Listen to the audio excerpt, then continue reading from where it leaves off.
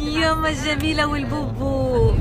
ظهور نور مجداد بعد غياب طويل جدا عن الجمهور، وهي في استقبال حماتها وكل عائلة مجداد بمطار الكويت الدولي. وبعد غياب طويل جدا عن الجمهور وسؤال الجمهور على يوم لعائلة مجداد، ظهرت بالأمس نور ومعها الوليد وهم في استقبال كل عائلة مجداد في مطار الكويت الدولي بعدما جاءوا من الأردن. وظهرت نور خلال هذه الإطلالة ببطن كبيرة نوعا ما، وهي بداية ظهور علامات الحمل على نور.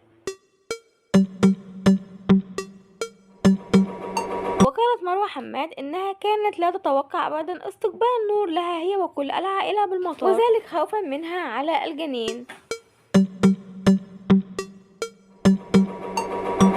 وبعدما وصلت كل عائلة مجداد من الأردن إلى الكويت اليوم، قام بعض الجمهور بطرح بعض الأسئلة على عصومي، وقام عصومي بالرد على هذه الأسئلة على حسابه الرسمي. وكان من ضمن هذه الأسئلة أسئلة للجمهور: وين أنتم عايشين، بالكويت أم بتركيا؟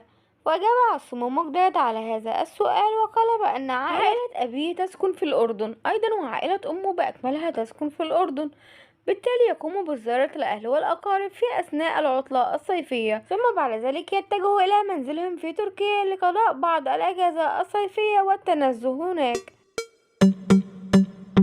متابعينا، خلص الفيديو، نرجو ان هو يكون نال اعجابكم. شكرا لكم على المتابعة، والى اللقاء في فيديو اخر جديد ان شاء الله، والسلام عليكم ورحمة الله وبركاته.